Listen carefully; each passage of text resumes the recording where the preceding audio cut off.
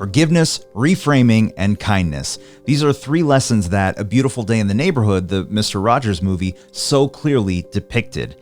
As adults, I believe these are excellent functional and behavioral ways of improving our mental health. Number 1, forgiveness. Obviously, this is a huge theme of the whole film. And in the beginning of the movie, Mr. Rogers introduces us to his friend, Lloyd Vogel, who is in this picture with a bloody nose. And he tells us that Lloyd has a lot of anger and he has a lot to learn about forgiveness. And obviously, we're taken on the journey to understand Lloyd and understand his route to forgiving his father.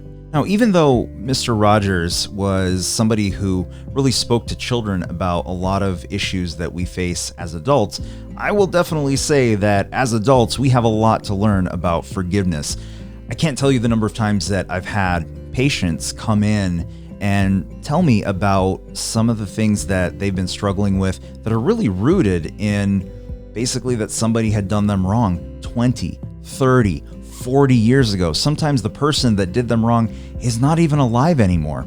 Sometimes the person they feel that did them wrong is God or even themselves. And this anger that they hold toward this person is really impacting not only their mental health in their day-to-day life, but it shows up sometimes in physical symptoms as well. The thing we have to understand, though, is that when we harbor ill will or anger towards somebody, especially for a long duration of time, the only person that loses is ourselves. And we have to understand also that forgiveness does not necessarily mean that we condone the action of whoever did us wrong. It doesn't mean that it's okay what they did. It doesn't mean that we don't hold them accountable for what happened. What it does mean, however, is that we accept what happened, that we come to peace with the fact that this is our past and that it does not have to dictate our future. When we release that anger, when we release that ill will towards somebody, that is forgiveness. That is what allows us then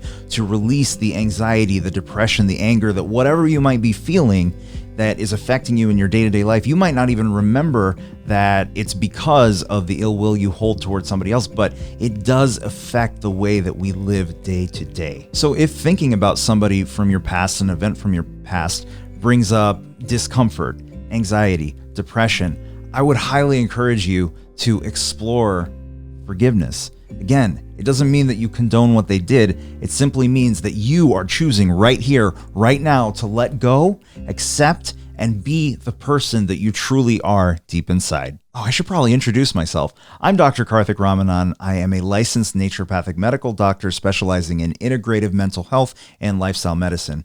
I help ambitious individuals end self-criticism with tools and strategies to create optimal everyday mental health. So if you need to silence that negative voice in your head, get out of your own way to live your best life, well, I am here for you. I encourage you to hit that subscribe button right now. The second lesson is reframing. Reframing is a process of taking a past event and drawing a new conclusion from it. Think about the scene where Mr. Rogers takes Lloyd to the cafe and they're having lunch, and Mr. Rogers explains to Lloyd that it's because of the relationship with his father that Lloyd is also such a principled and driven human being, and that a lot of his success is also due to the relationship with his father.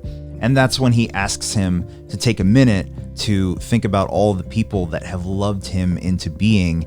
And I was really taken aback by that moment in the film as well, because it quickly made me start to think about all the people that loved me into being. The truth is this is something that it's a real takeaway when I have a conversation with any of my patients, is that moment after they've really talked about, expressed their feelings about how they got to where they are in life, how they don't like themselves. I start to say, okay, well, what aspects do you like about yourself? What aspects have served you well? Sometimes the people that are the most negative are also the most driven and achievement oriented, right?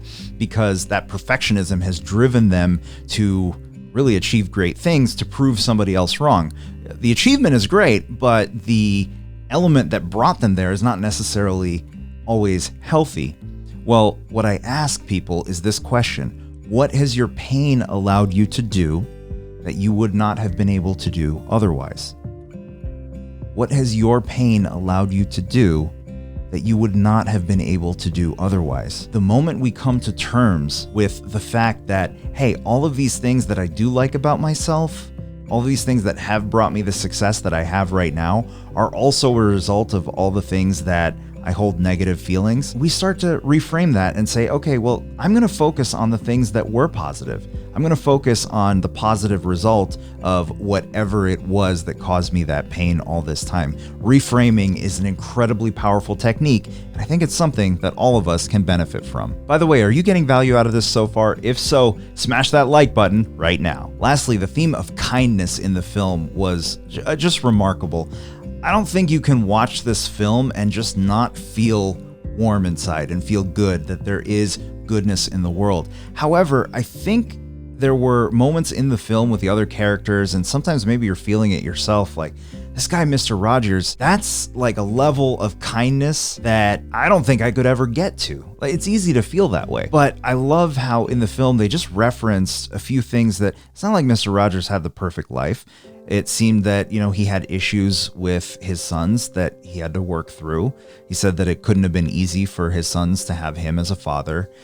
He also talked about how he swims to get out his anger. And even at the end of the film, when we're all having this happy ending and he's playing the piano, you're waiting for it, you're wondering if he's going to hit those low keys, and then he does. He hits those low keys a couple times, another way that he described earlier about getting out your anger.